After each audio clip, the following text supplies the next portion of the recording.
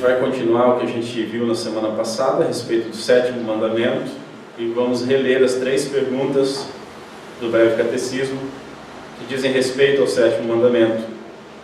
A primeira questão é: qual é o sétimo mandamento, que nós encontramos no livro de Êxodo, capítulo 20. Diz o seguinte: então falou Deus todas estas palavras: eu sou o Senhor teu Deus, que te tirei da terra do Egito e da casa da servidão. E o verso 14: não adulterarás. A outra pergunta: o que exige o sétimo mandamento? Exige a conservação da nossa própria castidade e da do nosso próximo, no coração, nas palavras e nos costumes. E a pergunta 72: o que proíbe o sétimo mandamento? Proíbe todos os pensamentos, palavras e ações impuras. E aí o texto de Mateus 5, verso 27. Ouvistes o que foi dito: não adulterarás. Eu, porém, vos digo: qualquer que olhar para uma mulher com intenção impura, no coração já adulterou com ela. Vamos orar mais uma vez. Senhor Deus, nosso Pai, tem misericórdia de nós. Nos auxilia, Senhor, na exposição desse texto. Tem misericórdia de mim. Teu Santo Espírito possa nos ensinar a Tua Santa Palavra. Que a Tua Santa Palavra possa nos purificar, nos capacitar a viver uma vida de castidade, de integridade. Continua, Senhor, fazendo a Tua obra, purificando a Tua noiva de toda mácula. É o que nós te pedimos em nome de Cristo Jesus. Amém.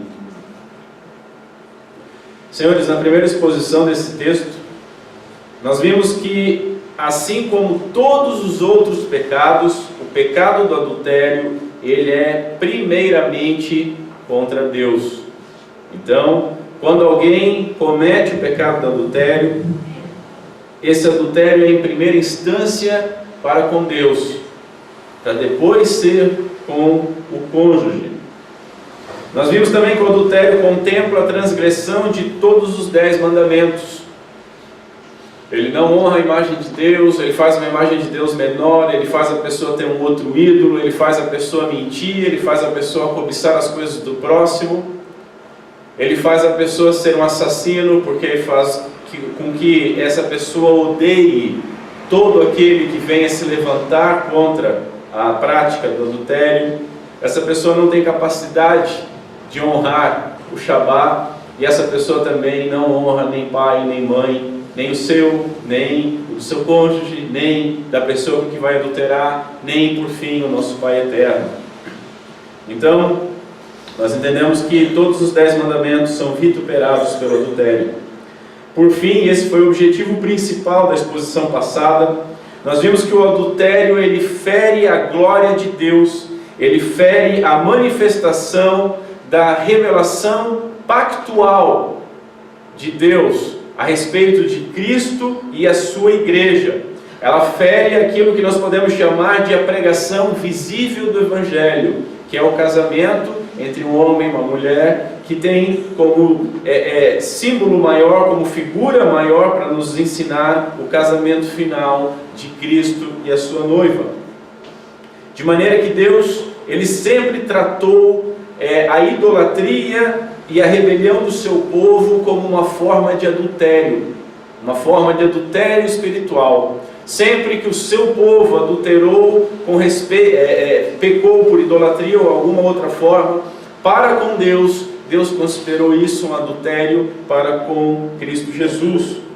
Assim, tendo em vista o propósito sublime do casamento, esse manifestar o relacionamento entre Cristo e a igreja, e sendo essa relação o molde para todo o casamento, nós devemos então entender as obrigações a respeito da castidade do mandamento. Eu creio que isso é muito importante para que nós possamos ver com seriedade o que nos é exigido e o que nos é proibido. Toda impureza que macula o casamento, macula a representação do Evangelho através do casamento. Resulta no adultério, que pode resultar então num divórcio, e ambos odiados por Deus.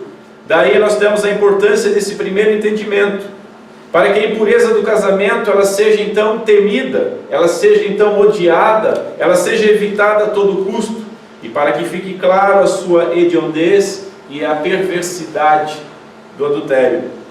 Portanto, quem adultera, adultera contra o seu cônjuge e o faz contra Deus, e que Deus nos ajude nessa manhã. Relembro, todos os mandamentos obtêm a sua força da primeira tábua, dos mandamentos que nós podemos chamar como verticais, daqueles que vão direcionado a Deus, mas nenhum é tão específico quanto o adultério. Todos os outros mandamentos que nós entendemos como horizontais, que são com relação ao nosso próximo, extraindo a energia dessa primeira tábua dos mandamentos para com Deus, o mandamento de não adulterar talvez seja o que faça essa ligação mais forte. Dito isso, em primeiro lugar, vejamos então o que o mandamento exige. Ele exige a conservação da nossa castidade, e não apenas da nossa castidade, mas a castidade do próximo também. Precisamos então definir o que é o termo castidade. Eu falei um pouco a respeito disso na semana passada.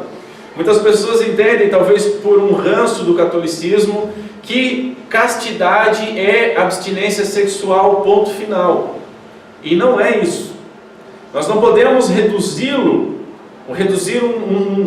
um termo tão significativo, a reduzir tanto por baixo ele. É muito mais profundo. Castidade pode ser definida como pureza espiritual devido à doutrina cristã, nos diz o pastor Hélio. Essa pureza espiritual, ela tem que extrair a sua energia das doutrinas cristãs, do que a Bíblia nos exige. Então, o que vai nos dizer o que é ser casto ou o que não é ser casto é a palavra de Deus, e não o homem, ou dicionários, ou psicólogos, ou sociólogos, ou qualquer outro ólogo. Castidade é a virtude daquele que tem pureza, tanto no corpo quanto na alma. Significa odiar toda impureza, quer seja essa no corpo, quer seja na mente, quer seja nos afetos. E este dever de pureza, por um lado, e o ódio à impureza, de outro, é um dever duplo. Nós devemos nos esforçar para zelar tanto pela nossa castidade, quanto pela do próximo. Às vezes nós até conseguimos entender e ver alguém disposto a zelar pela sua própria castidade, mas numa ideia de cada um por si, Deus por todos, e deixando com que o próximo se vire. E muitas vezes a falta de castidade no próximo, ela é causada pela nossa falha.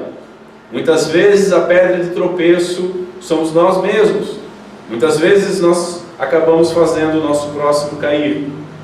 Eu vou trabalhar com, apesar de estar expondo o breve catecismo, com a pontuação que o catecismo maior nos dá a respeito tanto das exigências quanto das proibições, porque eu acho que a listagem que eles fazem é bastante significativa.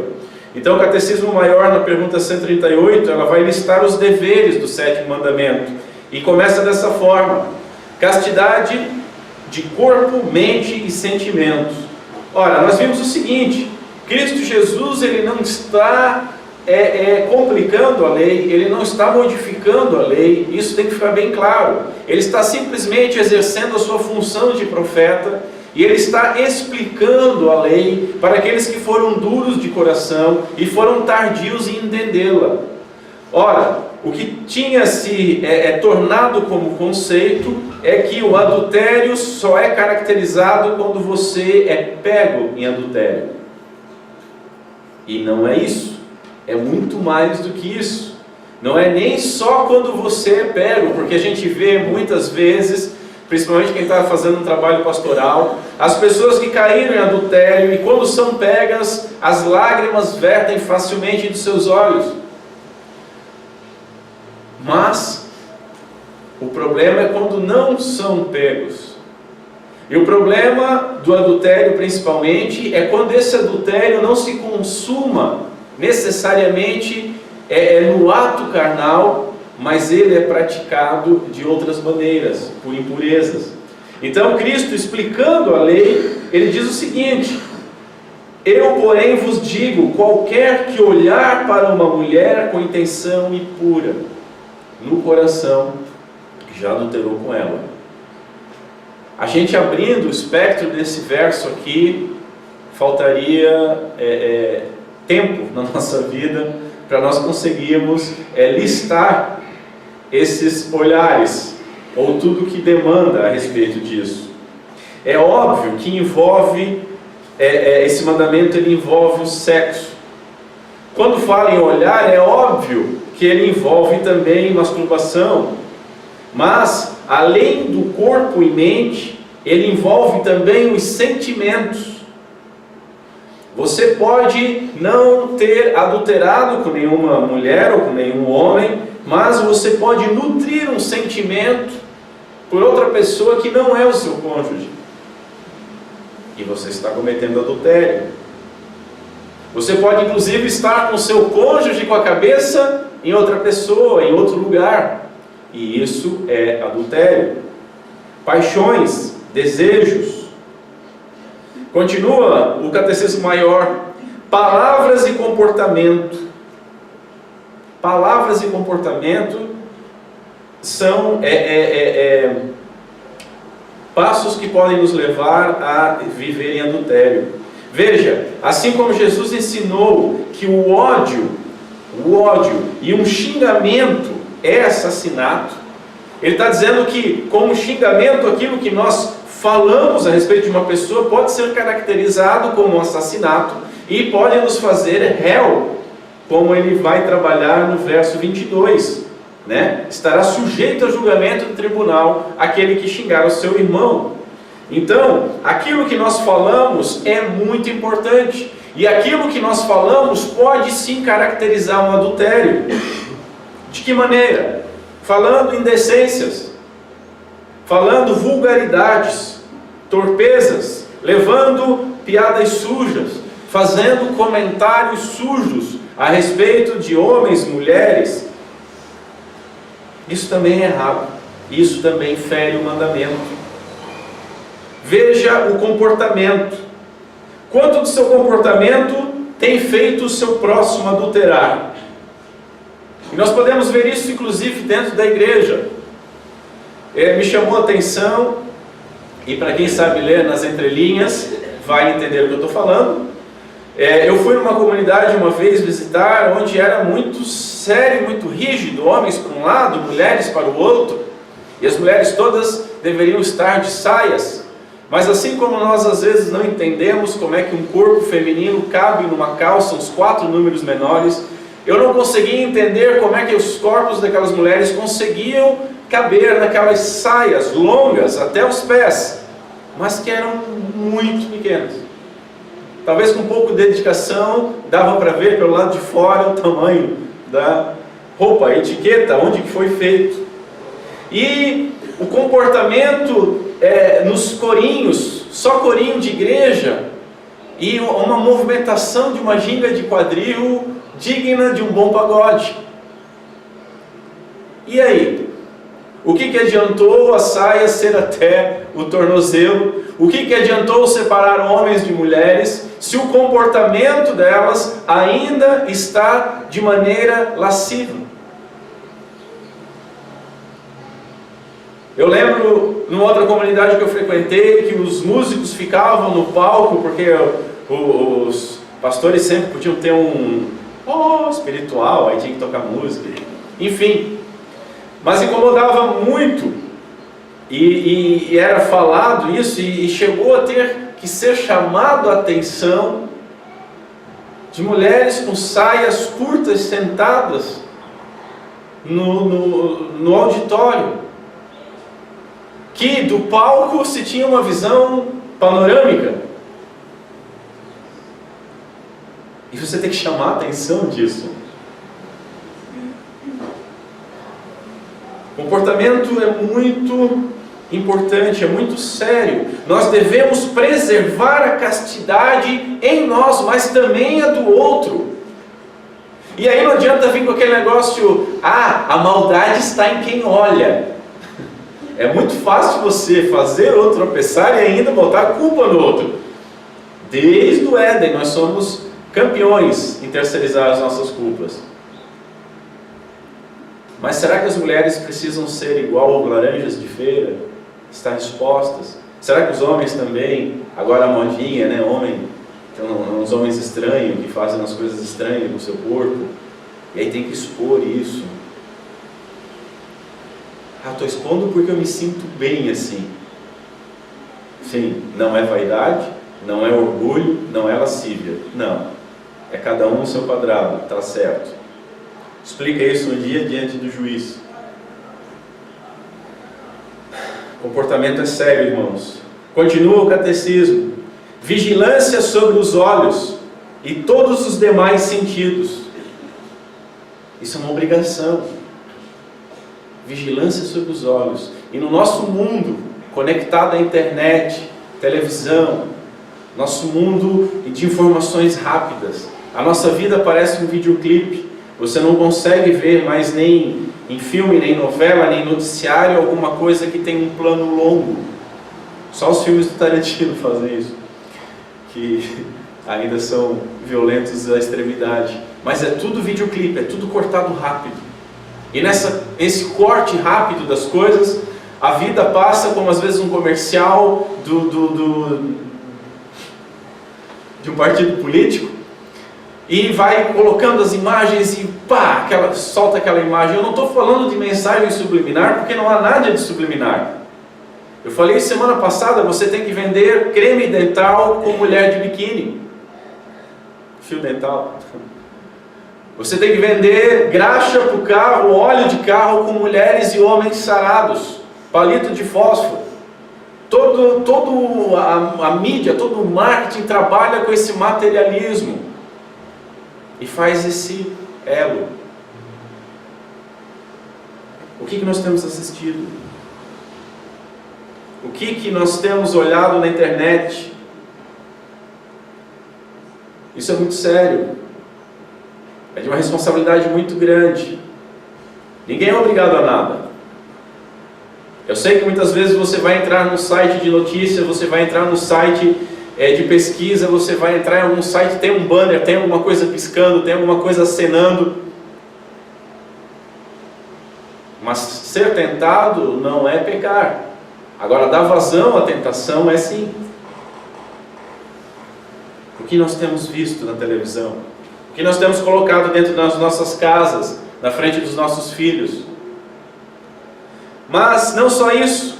Como é que você tem olhado para os outros? De que maneira você tem olhado para os outros? Vigilância sobre os olhos e demais sentidos. Como é que você tem encostado nos outros? Como é que você toca os outros? O que você sente quando toca os outros? Por que você toca os outros de alguma maneira ou de outra? É bom nós nos perguntarmos disso. O livro de Tiago diz que a língua é como uma simples fagulha que pode botar fogo numa floresta inteira. Mas não só a língua, todo o sentido nosso. O adultério ele pode iniciar numa simples fagulha, num simples toque, num simples olhar, num simples sentido sendo aguçado. Mas aí você pode usar a desculpa. Mas, meu Deus, Alberto, isso é normal, todo mundo faz, todo mundo assiste aquele seriado que tem bastante cenas de sexo, incesto. Puxa, você vai querer viver como um ET? Bom, a palavra de Deus diz que nós estamos no mundo, mas não pertencemos ao mundo. Nós somos responsáveis. Nós somos responsáveis. Nós não podemos descansar na desculpa que todo mundo faz é normal, porque todo mundo peca e é normal para eles. E daí? Nós precisamos buscar na palavra de Deus a forma de obedecer a Deus. Pedro, ecoando o Antigo Testamento, nos diz o seguinte: sede santos, porque eu sou santo, nos diz o Senhor. Ou em algumas traduções, sede santo porque eu sou santo, como eu sou santo. Nós precisamos proclamar a santa palavra de Deus contra toda falta de castidade, pois o próprio Senhor denunciou em Mateus 15, do coração saem os maus pensamentos. Nosso coração é uma grande armadilha, e se nós não vigiarmos, começarmos a alimentá-lo com tudo que não presta, depois não adianta dizer que o diabo tentou, não tinha como evitar. Queridos, que cuidemos das nossas palavras, cuidemos dos nossos costumes, cuidemos do nosso coração.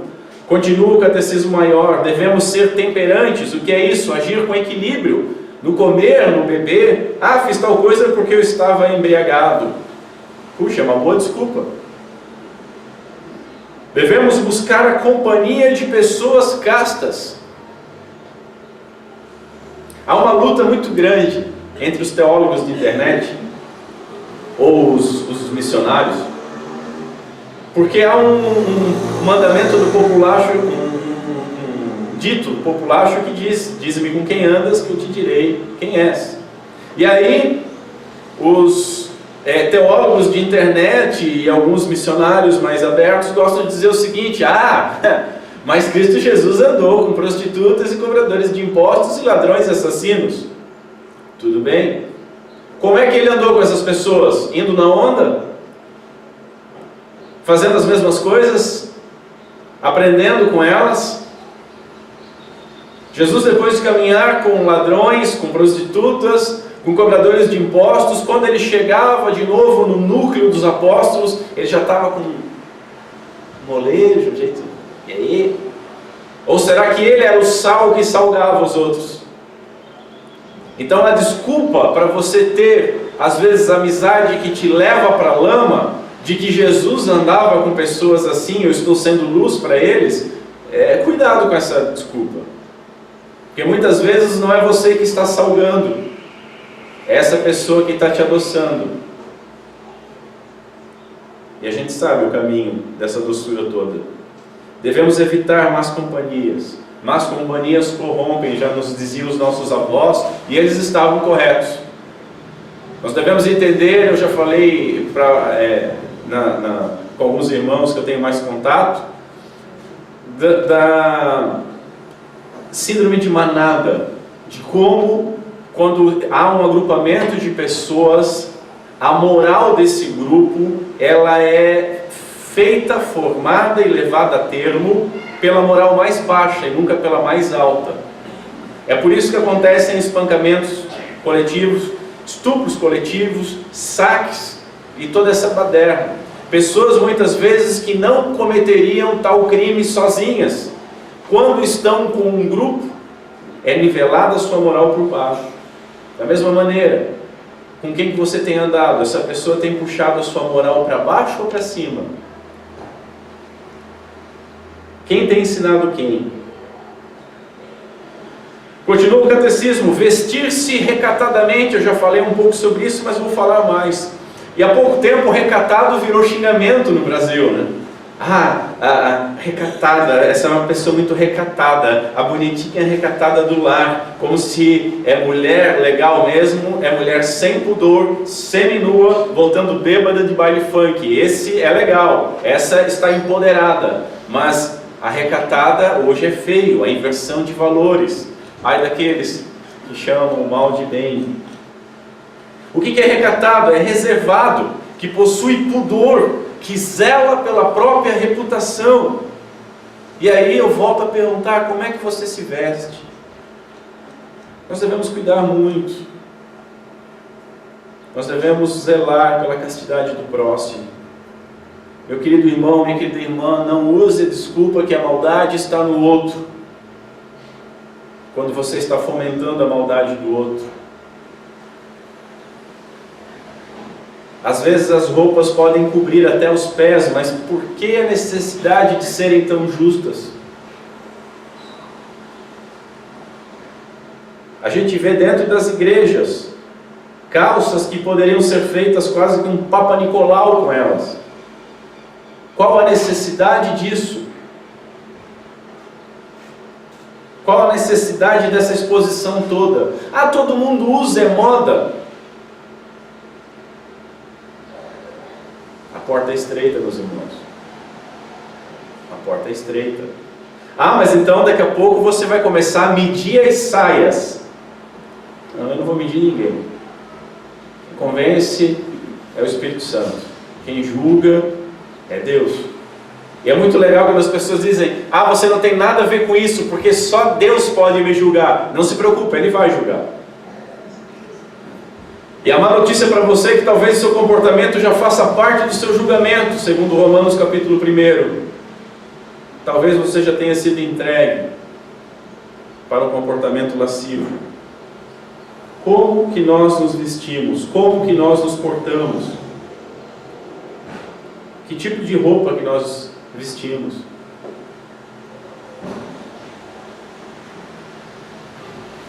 Quantos pecados a sua roupa, ou a falta dela, ou o tipo dela, provocaram? Continua o catecismo. O amor conjugal e a coabitação. Notem, o amor conjugal e o coabitar, isso que significa fazer sexo. Isso é castidade. Entenderam por que não podemos reduzir o termo? Amor conjugal. Paulo ensina que os casais não devem se privar do sexo. Por que ele diz isso? Ele continua explicando: para que Satanás não vos tente por causa da incontinência. 1 Coríntios 7:5. Talvez um dos versos que os homens mais gostam. Talvez um dos versos que eles mais usem esfarrapadamente para adulterarem, ou para justificarem para suas consciências podres o que fizeram. Mas novamente, o zelo pela castidade do homem está na mulher, e da mulher também no homem. Encontramos muitos homens trabalhadores, envolvidos em muitas coisas, que não têm tempo para sua família. Antigamente tinha um entregador de leite, mas hoje em dia a gente encontra várias outras, ainda mais com as mulheres saindo ao mercado de trabalho. Devemos cuidar, temos obrigação de cumprir as nossas obrigações matrimoniais. Por fim, o catecismo ainda diz: resistir às tentações. 1 Coríntios, capítulo 10, eu vou ler para os irmãos rapidamente, diz o seguinte no verso 12: aquele, pois, que pensa estar em pé, veja que não caia. Continua Paulo: não vos sobreveio tentação que não fosse humana, mas Deus é fiel e não permitirá que sejais tentados além das vossas forças. Notem, a tentação vem do próprio homem, mas Deus intervém para que essa tentação não seja tão forte. Pelo contrário, continua Paulo, juntamente com a tentação, Deus vos proverá livramento, de sorte que possais suportar. E aí nós encontramos em Tiago, capítulo 1, o seguinte, no verso 13: ninguém ao ser tentado diga, sou tentado por Deus, porque Deus não pode ser tentado pelo mal, e Ele mesmo não tenta ninguém. Ao contrário, cada um é tentado pela sua própria cobiça, quando essa o atrai e seduz. Isso ensina muitas coisas para nós. Primeira coisa, pare de jogar toda a culpa no colo do diabo. Nós somos tentados pelas nossas próprias concupiscências. O que o diabo faz é só oferecer o produto que vai satisfazer. É um negócio para ele. Mas não adianta ele oferecer dinheiro para uma pessoa que não tem problema com dinheiro. Ele vai oferecer sexo. Não adianta ele oferecer sexo para uma pessoa que tem problema com dinheiro. Ele vai oferecer o quê? Dinheiro.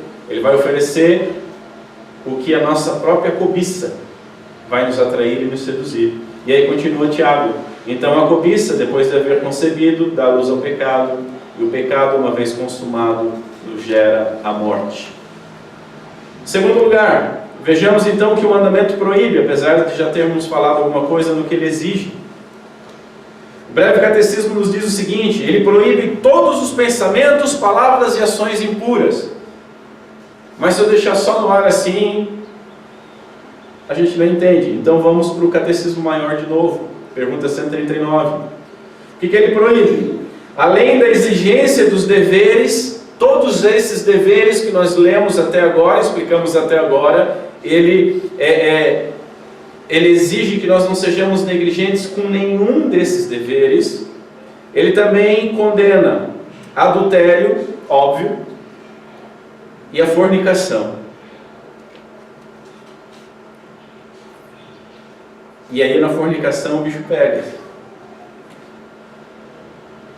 Porque a fornicação, ela envolve dois pecados. O conceito básico de fornicação é um relacionamento sexual fora do casamento. E aí alguém pode argumentar assim: ah, Alberto, mas isso nem sempre é adultério. É sim. Se nós cremos que Deus já nos destinou todos os nossos caminhos, cada mulher tem o seu próximo. Ela é a mulher do próximo. Cada homem tem a sua esposa. Ela é mulher de alguém. Então, como é que nós vamos entender isso? Fornicação é adultério. E uma das formas que nós podemos cometer esse adultério é com uma coisa que a igreja começou a aceitar dentro do seu arraial, que é completamente estranha às Escrituras. Senta um dia, talvez você não tenha feito isso ainda. Abre em Gênesis capítulo 1, versículo 1 e vai até Apocalipse. E procura o termo namorar. Eu não estou falando de ficar, eu estou falando em namorar. Procure esse termo. Incrivelmente você não vai encontrar, porque esse termo é contrário às Escrituras. Quando você está namorando sem ser para casar, você está adulterando. Ah, mas não teve relação sexual. Tudo bem. Imagine você casado e alguém só dá uns beijos na sua esposa. Tá legal? Não, não tá legal. Puxa, mas aí é pesado, né? A porta é estreita, meu irmão. A porta é estreita. O caminho largo, muitos dão por esse caminho, mas Deus exige santidade. E está chegando a hora de ser chamado de neopuritano. Namoro sem ser para casar é adultério. E quando um pai ou uma mãe permite que o seu filho ou a sua filha com 12 anos comece a namorar, você está colaborando para um adultério. Porque esse namoro não deve ser muito estendido. Para quê? Para que não seja tentado e não venha a pecar. Começou a namorar 18 anos, pode vir casado ali a 6 meses, 1 ano. Todos os teólogos são unânimes em dizer que namoro, esse namoro de compromisso, que já é um noivado, ele não deve ser estendido. Por que não deve ser estendido? Porque tentações não foram feitas para ser resistidas muito tempo. Ou você foge ou você cai. A verdade é essa. E uma menina de 12 anos, ela não vai casar com 14, correto? Não vai casar com 16, correto? E aí depois fica, como nós ficamos quando velhos: puxa, quanta coisa que eu não li, quanta coisa que eu não aprendi, quanto tempo que eu não aproveitei com os meus pais, perdi a minha infância. Infância com 12 anos? Sim, infância com 12 anos. Mas o mandamento ainda fala mais a respeito disso. Ele fala contra algo que é óbvio, mas estupro é adultério também. Ele fala contra qualquer forma de relacionamento sexual impuro. Estupro, incesto, sodomia e toda concupiscência antinatural é também adultério. O homossexualismo, além de tudo, é também um pecado de adultério.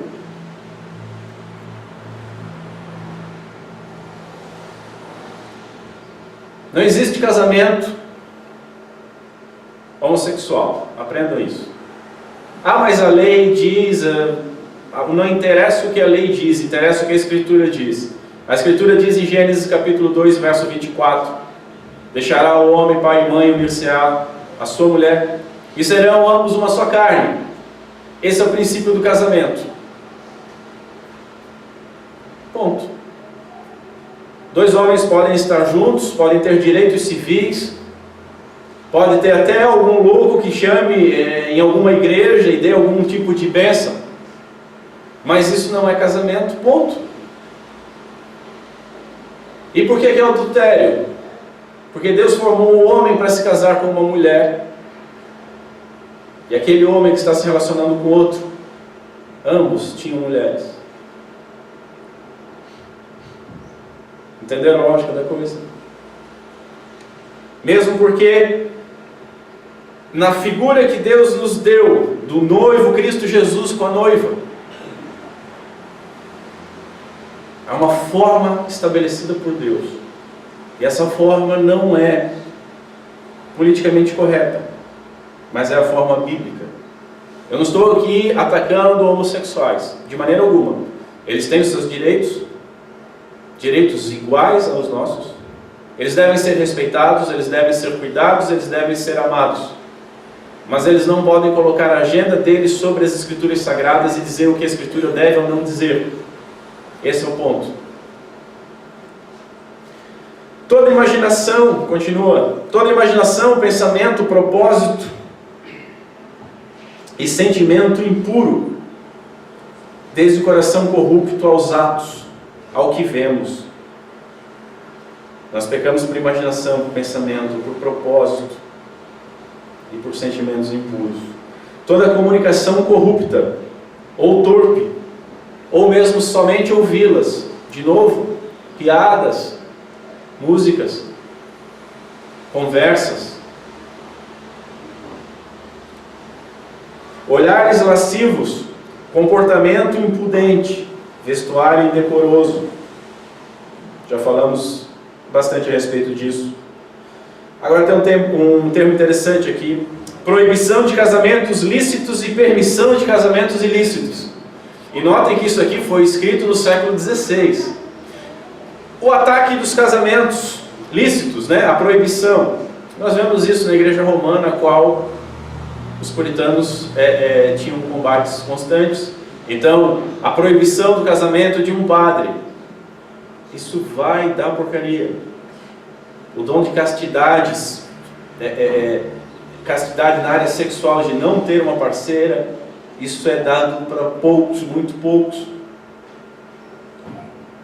Agora, quando é exigido de quem não tem, vai dar porcaria. Mesma coisa com as freiras. Mesma coisa com questões financeiras ou questões de etnias. Não caiam naquela conversa de raça. Raça nós temos só uma humana. Mas assim como os casamentos ilícitos, a permissão de casamentos ilícitos, seja na época o foco com certeza os incestuosos, mas também nos nossos dias os casamentos entre iguais, pessoas do mesmo sexo. Permitir, tolerar ou manter locais de prostituição e a eles recorrer. Enredar-se com votos de celibato, novamente, tocando no assunto. Ou retardar indevidamente o casamento. Para que está retardando o casamento? Porque eu não tenho certeza se é com essa pessoa que eu vou casar. Estou sendo de estar junto com ela. Eu falei sobre isso no princípio, mas vamos ver. O que a Bíblia nos fala? A Bíblia nos fala a respeito de um homem cortejar uma mulher, conversar, se identificar, ver se servem ao mesmo Deus. É algo simples.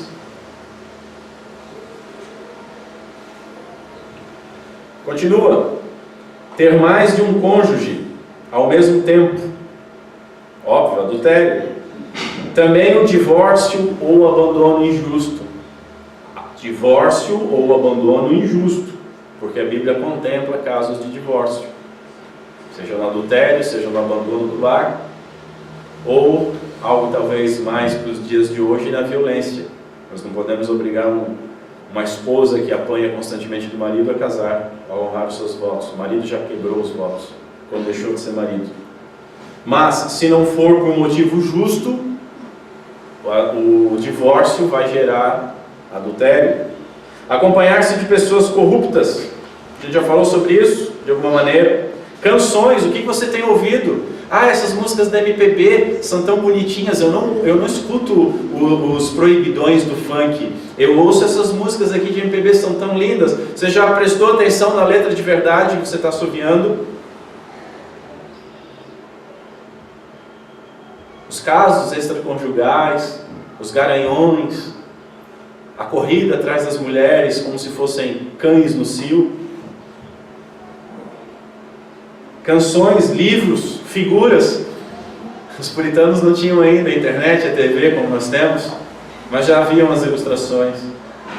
E basta pouca coisa para que, como eu falei, uma centelha para acender um fogo de uma floresta. Muitas vezes não precisa ir numa página pornográfica, um filme pornográfico.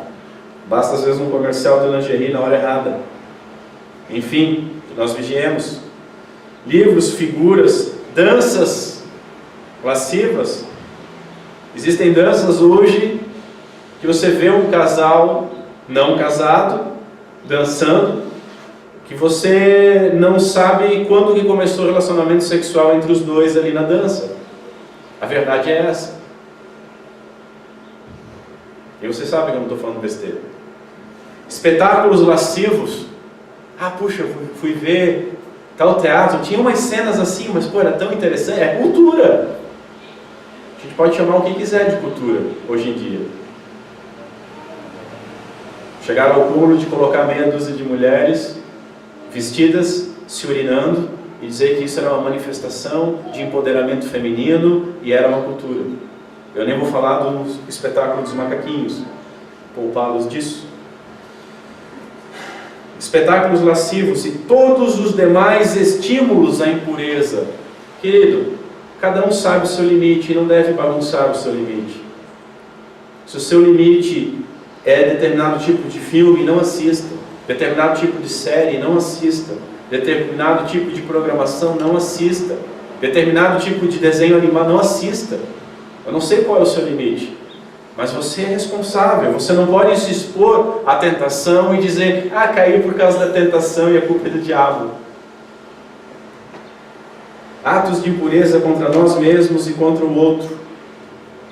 Por fim, então, entendemos que não adulterar é muito mais que apenas não trair o cônjuge. É muito mais. Você pode trair de diversas outras maneiras. O adultério, além de ser uma traição a Deus e a sua instituição, toda impureza é também caracterizado como adultério. E nós, infelizmente, para nossa vergonha, nós estamos tão calejados, tão entorpecidos, tão anestesiados por estímulos impuros de todos os lados, que nos chegam diariamente, constantemente, que nós não notamos e não nos escandalizamos mais. Muitas vezes nós ficamos diante do estímulo e queremos ver mais. Não, eu quero ver o que vai dar isso. Há necessidade disso? Você vai precisar disso para conversar numa roda de amigos? Arthur Pink, ele nos diz o seguinte, prestem atenção que ele usa termos fortes. Que nenhum homem se gabe com a ideia de que não pode ser acusado de falta de castidade, pois tem se abstido do ato propriamente dito, enquanto o seu coração é uma cloaca de imaginação e desejos alvitantes. Como é que está o seu coração, meu irmão? Parece forte? Pode ser. Porém, qualquer coisa que torne o homem impuro, que o contamine, é proibido. Porque não somente são adultério, já em si, como contribui para que esse adultério se materialize. E por fim, às vezes encaminha até para um divórcio. Hoje nós estamos nos dias do mais amor, né? Uma nova psicologia, uma nova leitura bíblica e da vida, não, mais amor. E o amor tem sido encarado como um único fator absoluto para uma análise de qualquer situação ética. Basta nós vermos o princípio do amor, não interessa essas leis, essas regras, esses não me toques. O importante é simplesmente o amor, tudo é amor. E qualquer coisa hoje em dia está certa se ela não ferir a outra pessoa, mesmo que fira. Hoje em dia, até mesmo formas, digamos, mais pacatas de masoquismo são aplaudidas nas salas de cinemas e nas livrarias. Mulheres se identificando com uma prostituta que deixa se levar tapas por um cara endinheirado. Querido, aquilo não é 50 tons de cinza, é 50 tons de falta de vergonha na sua cara. Puxa, eu queria encontrar um homem assim. Se passou isso pela sua cabeça, não há muita diferença entre uma mulher de um prostíbulo e você. Ela quer ser resgatada pelo mesmo tipo de cara. Qualquer coisa está certa se não ferir. Ah, mas a pessoa gosta. Ah, o homossexualismo não fere ninguém, então não se mete. Ah, a prostituição, tem pessoas que se dão bem nisso e ganham bem, não estão nem aí. Esses dias estavam mostrando uma pessoa que pagou a sua faculdade e se formou, e depois de formada resolveu continuar, porque ela tem orgulho da sua profissão. Ela não fere ninguém, apesar de destruir alguns casamentos e fazer com que todos que tenham relação com ela adulterem, mas e daí? Hoje em dia, as trocas de casais, as quais nós vemos ilustradas lá em 1 João, nas proibições e nos ataques contra os gnósticos, deram toda uma volta, ficaram à margem da igreja por durante muito tempo. E hoje em dia já existem em algumas nações clubes, existem filmes pornôs cristãos, sex shops cristãos e trocas de casais cristãs.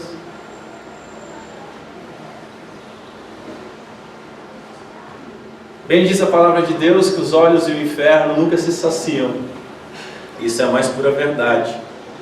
Notem, formas de homossexualismo, de prostituição, de troca de casal, de incesto, as novelas. Meu Deus, as novelas agora largaram a história do beijo gay, né? Já encheu o saco, já tem até na Malhação, já tá legal. Agora novela após novela. Ah, você acompanha a novela? Não, você não precisa acompanhar a novela. Você abre um portal e você sabe tudo que acontece em novela e num Big Brother, uma coisa assim, sem nem ler a reportagem. Né? Aquelas desgraças mal escritas ainda. Mas enfim. Agora, o mantra das últimas novelas tem sido o quê? Um quase incesto. Eu tenho falado isso há tempos. Um quase incesto. É sempre dois irmãos que não conheceram os pais que se apaixonam. Um pai que não conheceu a filha, mas se apaixona. E fica naquela e vai, e quando chega na hora H, não era.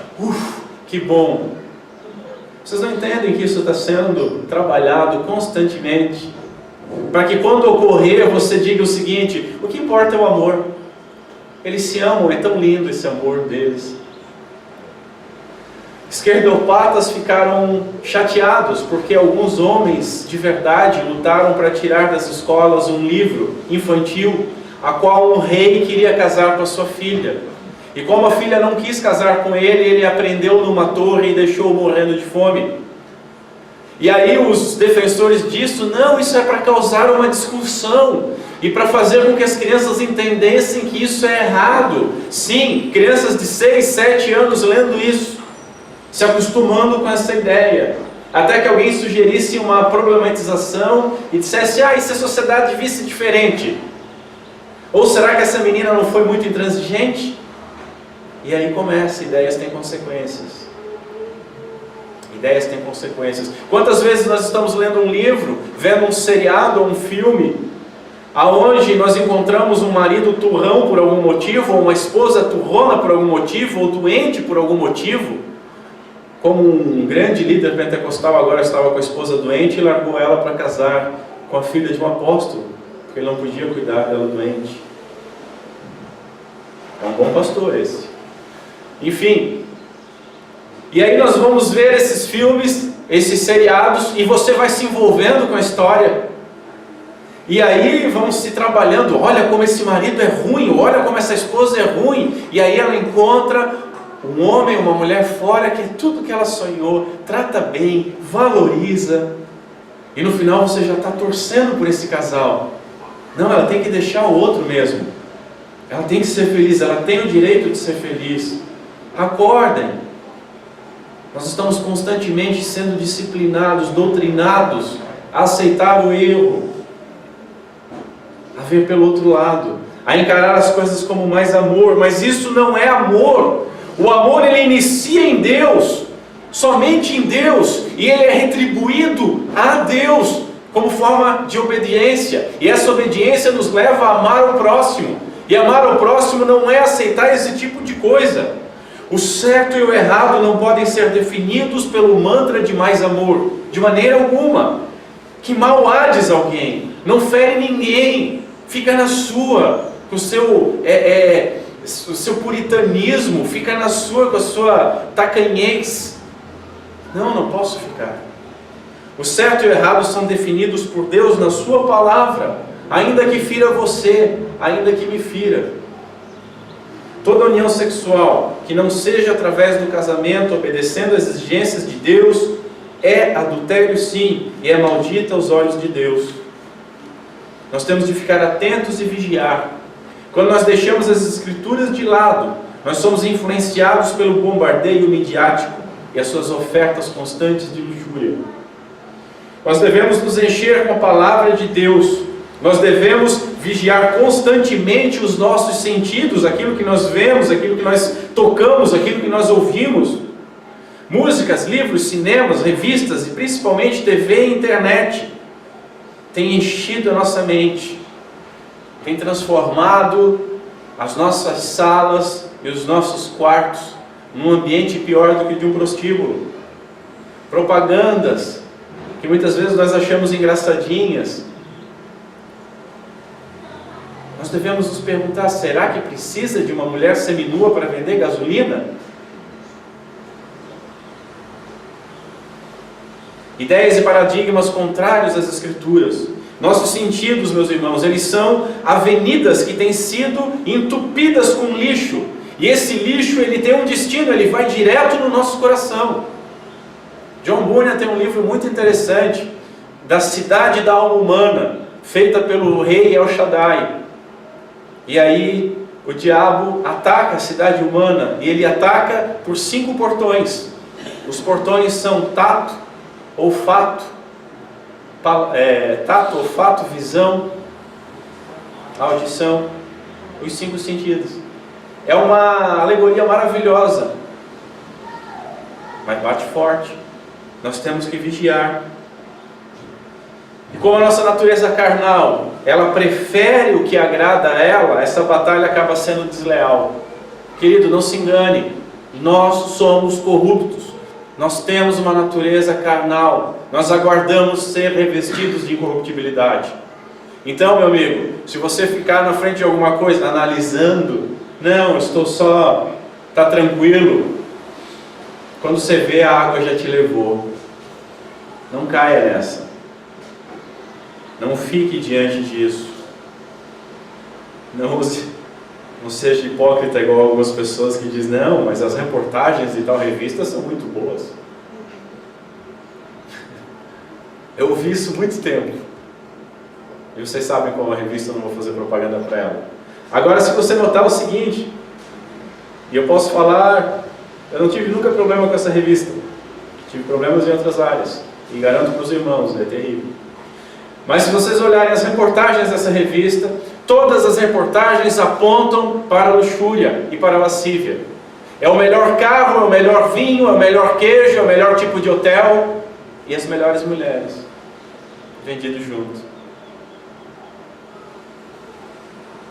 Essa batalha acaba sendo desleal. E aí eu pergunto, quanto tempo que você gastou nessa última semana com TV? Quanto tempo que você gastou nessa última semana com a internet? Agora nos celulares. Quanto tempo você gastou lendo a palavra de Deus? Quanto tempo você gastou orando a Deus?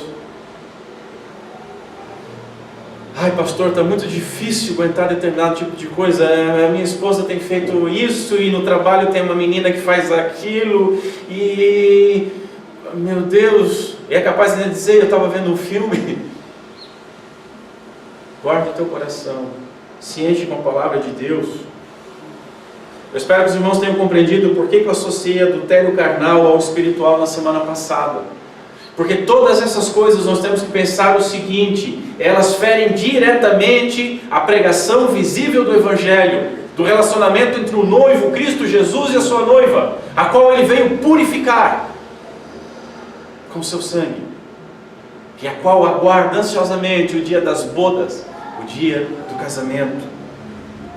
Nós temos que entender a gravidade disso, olhando sempre para isso, olhando sempre para esse ponto de vista. O teu olhar é alguma coisa que não deveria ser olhado com aquele desejo, está ferindo diretamente a Deus também.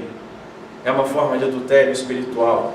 Eu comentei semana passada que toda a trindade ela é afetada no adultério. Deixa eu exemplificar mais a fundo. Primeiro, o pai ele é confrontado. A primeira tábua da lei é toda quebrada, e o pai é confrontado. Nosso pai nos deu o casamento como uma manifestação da relação pactual do filho e da igreja. Toda impureza e idolatria ele chama de adultério do seu povo. Então, quando você adultera, seja por atos, seja por palavras, seja por pensamentos, seja por sentimentos, você faz contra ele. Mas se você prestar atenção lá em Provérbios capítulo 15, verso 3, você vai entender que você não faz somente contra ele, mas você faz na presença dele. Imaginem vocês casados, adulterando na frente da esposa ou do marido de vocês. Vocês não teriam essa coragem, porque vocês temeriam. Mas nós não devemos temer aquele que só pode nos matar, devemos temer aquele que pode nos matar e nos lançar no inferno. Provérbios diz o seguinte: os olhos do Senhor estão em todo lugar, contemplando os maus e os bons. Quando você fecha a porta do quarto da sua amante, ou do motel, ou de qualquer outro lugar, você pode fechar a porta e achar que está escondido de todas as outras pessoas, mas Deus está ali dentro com você, Ele está vendo. Quando você fecha a porta do seu quarto e liga a sua televisão, liga o seu computador, você pode achar que está enganando todo mundo, mas Deus está ali, te olhando. E não só olhando, sabendo o que passa por dentro do seu coração. Paulo nos diz o seguinte: o corpo não é para a impureza, mas para o Senhor, e o Senhor para o corpo. Por quê? Porque fostes comprado por preço, nós não nos pertencemos, irmão. Agora, pois, glorificai a Deus no vosso corpo. 1 Coríntios 6. As coisas que você tem feito têm glorificado a Deus no teu corpo? Em segundo lugar, quando nós adulteramos o templo, aquele templo que não foi feito por mãos humanas, mas por Deus, esse templo é profanado. Veja, Deus nos deu o seu Espírito, nós estamos estudando isso lá em 1 João, capítulo 4. E aí Paulo diz o seguinte: acaso não sabeis que o vosso corpo é santuário do Espírito Santo, que está em vós, o qual tendes da parte de Deus, e que não sois de vós mesmos? Nós não nos pertencemos, o nosso corpo é santuário do Espírito Santo de Deus. Nós não temos direito de profanar o templo feito pelas mãos de Deus, que porta a imagem de Deus, que contém a presença do Espírito Santo de Deus. Mas, em último lugar, e talvez o mais grave, nós não apenas cometemos adultério contra o noivo, Cristo Jesus, mas cometemos adultério com os membros do noivo. Paulo diz o seguinte: aquele que se une ao Senhor é um espírito com Ele.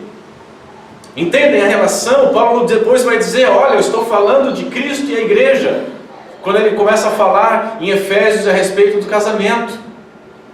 Porque deixará o homem, seu pai e sua mãe, unir-se-á a sua mulher, e serão os dois uma só carne. Então, o homem e a mulher se fundem em um. Mas Paulo também diz: aquele que se une ao Senhor é um com Ele. Nós somos parte do corpo místico, o corpo espiritual de Cristo, a qual Ele é a cabeça.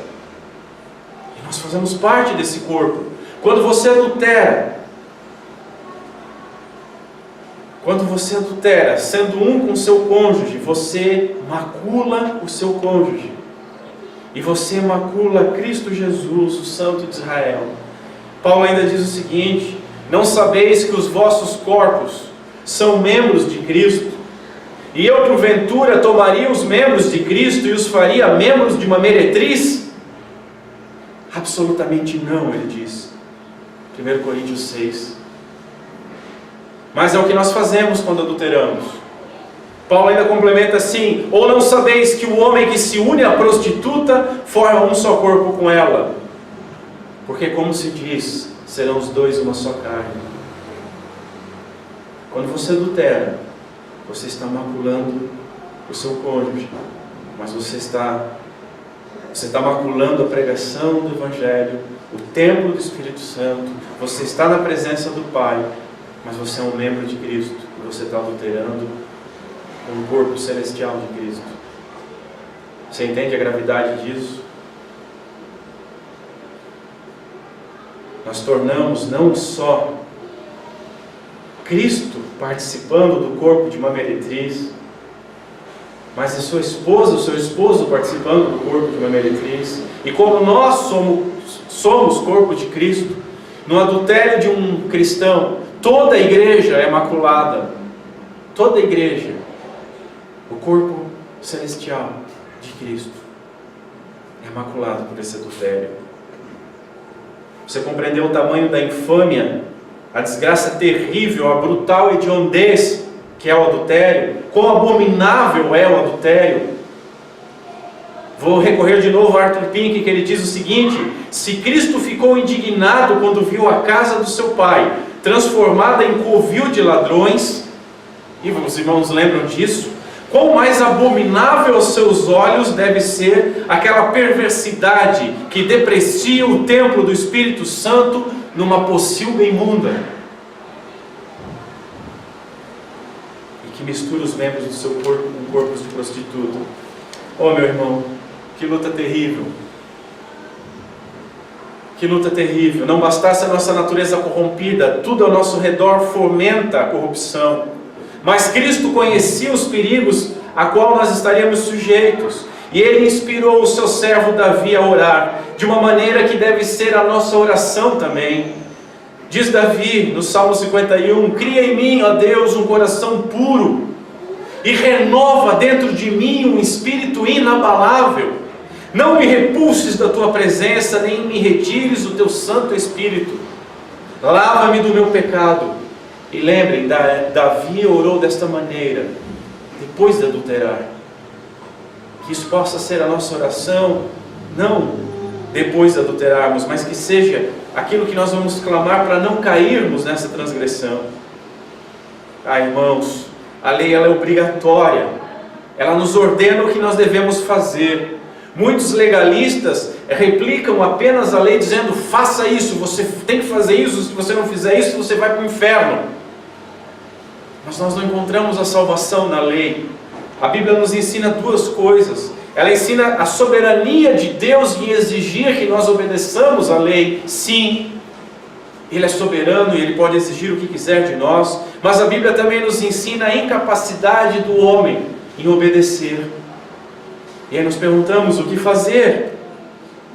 Mas nós aprendemos lá em 1 João, nas quartas-feiras, o bendito Deus e Pai, Ele nos enviou o seu Filho unigênito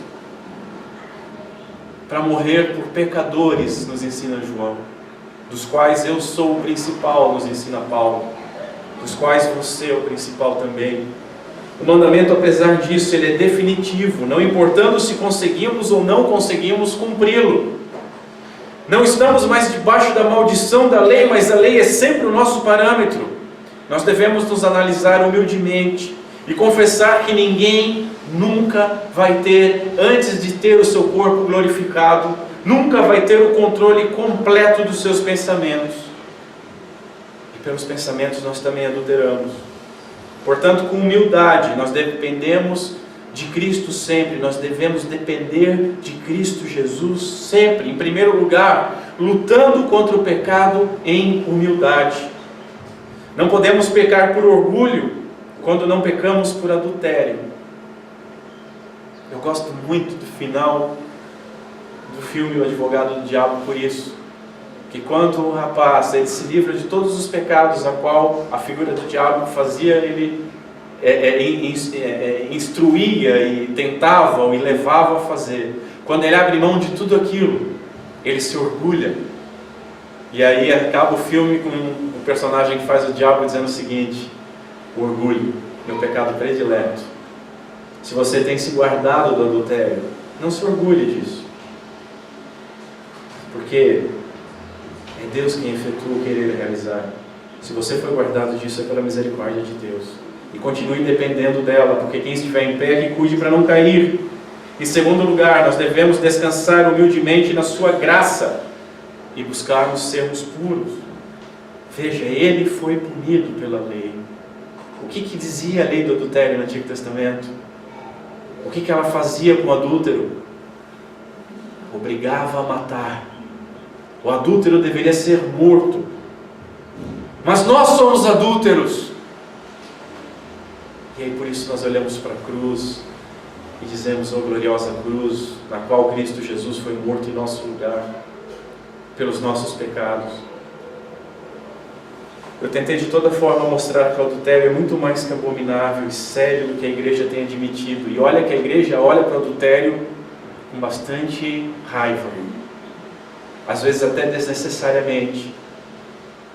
Você pode ser ladrão, se você está dando dízimo, está ok. Você pode ser mentiroso, se você está ofertando, se você é influente, ok. Você pode ser um reclamão, um murmurador, não, está ok. Você pode ser aquela pessoa que não contribui em nada para a igreja, vive sentado e reclamando dos outros, está tudo ok. Você pode ser um monte de coisas, você pode ferir quase todos os mandamentos dentro da igreja e vai estar tudo ok. Mas quando você adultera, pelo menos adultério carnal, e quando você é descoberto, a igreja toda quer te matar. Eles querem purificar.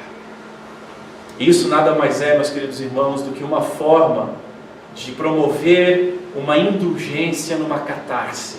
É transferir toda a culpa que todos nós temos como adúlteros para aquele que foi pego. Nós vimos isso. Nós vimos isso com os homens lançando aos pés de Cristo uma prostituta. Todos eles queriam se justificar diante do Senhor. Todos eles estavam com pedras nas mãos. Assim como a igreja, quando pega alguém em adultério, todo mundo já está com a sua pedra na mão, só esperando. Esse pecado não passa. Mas não podemos esquecer o seguinte: não importa quão grave é o pecado, Cristo levou esse pecado na cruz. Cristo levou esse pecado na cruz. O mesmo Cristo que perdoou aquela mulher adúltera, Ele também pode te perdoar. E glória a Deus por isso, porque ainda que você não tenha se deitado com outro homem ou com outra mulher, se você conseguiu compreender o que eu falei aqui, eu praticamente gritei em 2 dias, 2 domingos consecutivos, que eu e vocês somos adúlteros. A igreja, claro, tem que disciplinar os adúlteros, mas tem que disciplinar com temor a Deus, tem que disciplinar no amor de Deus, e tem que disciplinar com humildade, sabendo que ninguém da igreja vai poder lançar a primeira pedra, mas todos dependem da mesma graça. E o adúltero ele deve se arrepender sinceramente, e confiar na graça de Cristo. Como eu disse, o adultério era punido com morte, e ele continua sendo punido com a morte de Cristo Jesus. Cristo morreu no lugar do adúltero arrependido. Não se engane, Cristo não morreu no lugar de todo adúltero. Ele não deu um bypass por pecado do adultério, nem em nenhum outro pecado. Mas todo adúltero arrependido teve o seu adultério pregado na cruz do Calvário. Entendam que não existe pecado maior que a graça de Deus na cruz de Cristo. Eu quero listar rapidamente para os irmãos 3 aplicações, porque eu já estourei meu tempo. E eu vou seguir como base para essas aplicações, 3 aplicações que o reverendo Solano Portela usou, apesar de usar de uma forma diferente. Primeira aplicação para nós: exposição. Guardem isso, exposição. Não podemos agradar a Deus se nós nos expormos à sujeira do mundo. Nós devemos ser castos. Comédias, livros, músicas, internet, TV, cinema, novela, amizade, lugar, qualquer uma dessas coisas, nós devemos cuidar com aquilo que nós vemos, com aquilo que nós ouvimos.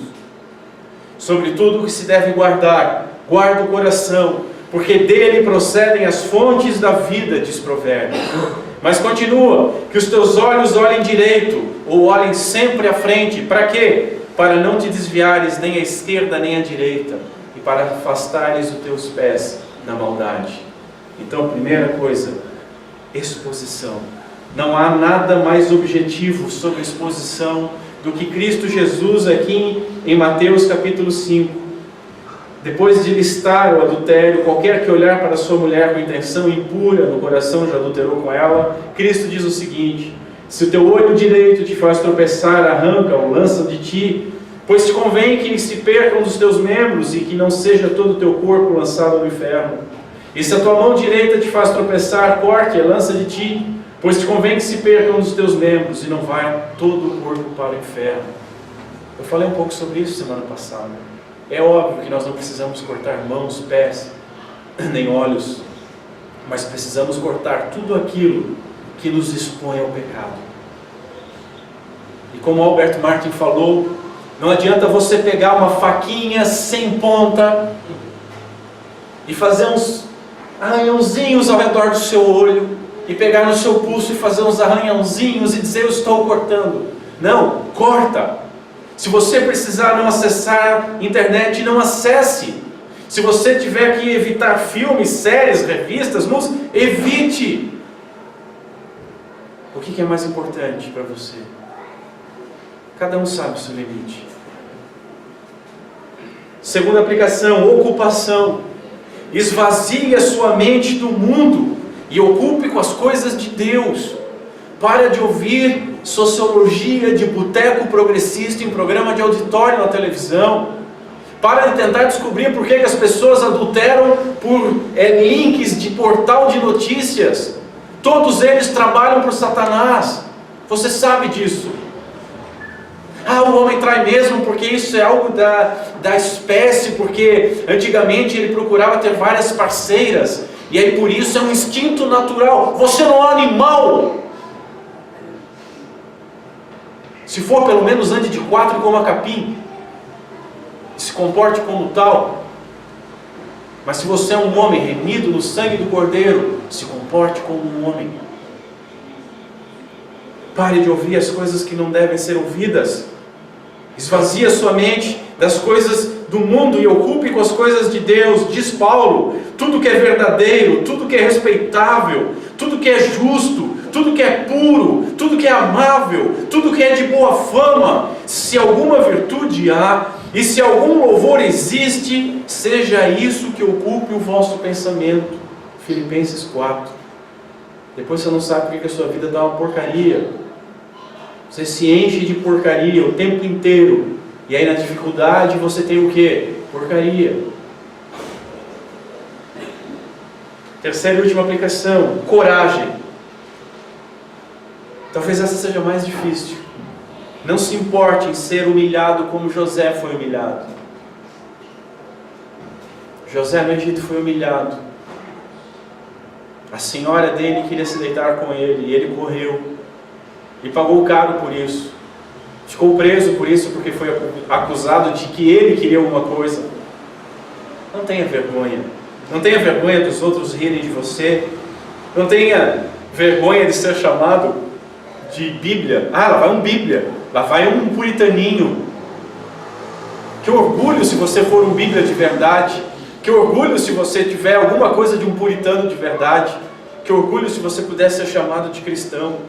Tenha coragem, como eu falei, de cortar o olho, o pé, a mão se precisar. Tenha coragem de saber que é fraco, que você depende de Cristo Jesus para tudo. Deus odeia e abomina os soberbos. Ele se aproxima dos humildes.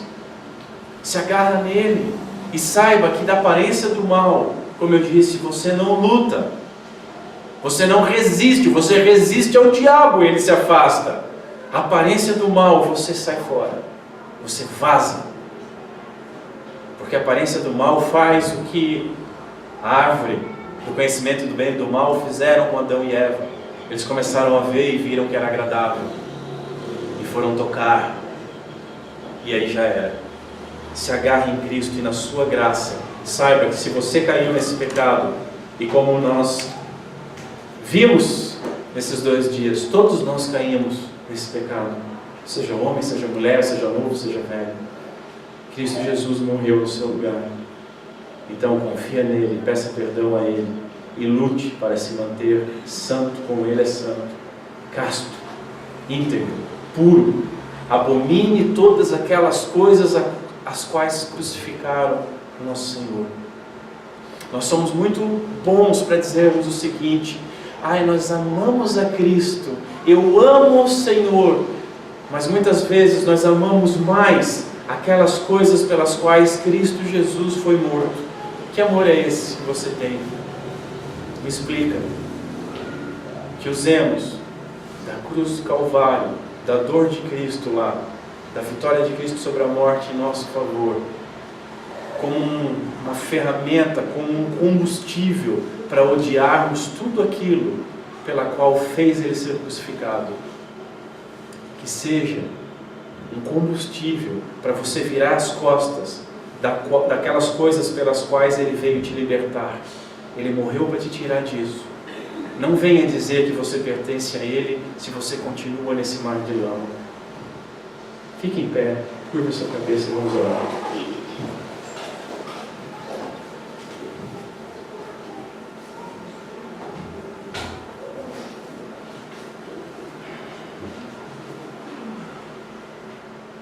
Senhor Deus, nosso Pai, o que nós vamos dizer a Ti?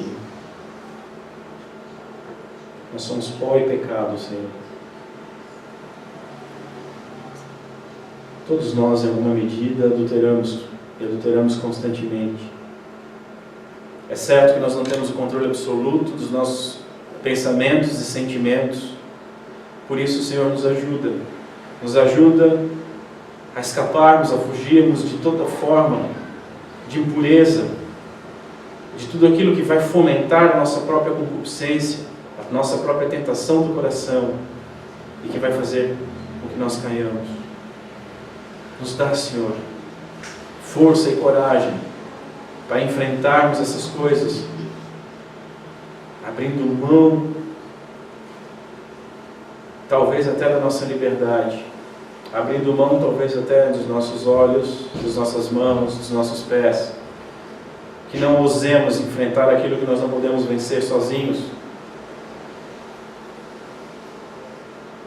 que possamos, como Paulo disse, perder todas as coisas para ganhar a Ti, se é que Te amamos. E Senhor, não permita que todo avanço nessa área redunde no pecado de orgulho. O Teu povo é adúltero desde sempre, Senhor, e Cristo Jesus veio purificar uma igreja santa. Que nós saibamos que só somos puros pelo sacrifício de Cristo, pelo arrependimento diante dEle. E só somos mantidos longe desse pecado, firmes em algum momento, pela Tua graça, pela Tua misericórdia e pelo Teu poder. Que isso seja sempre lembrado por nós, nos humilhando e destruindo o nosso orgulho e fazendo com que nós dependamos de Ti sempre. Obrigado, Senhor, porque conseguimos compreender com mais esse mandamento quão profundo é o merecimento da nossa condenação ao inferno, quão indignos de Ti nós somos e quão grande é o Teu amor para conosco e quão profunda foi a obra de Cristo Jesus e quão amorosa e grandiosa é a graça que nos alcançou, de tal maneira que nós não recebemos o que merecemos, para receber aquilo que não merecíamos. Muito obrigado, Senhor.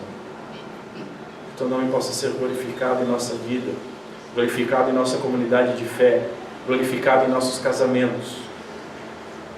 Que possamos instruir os jovens a não se arriscarem em relacionamentos, em namoros, em coisas que a Tua palavra não nos dá liberdade.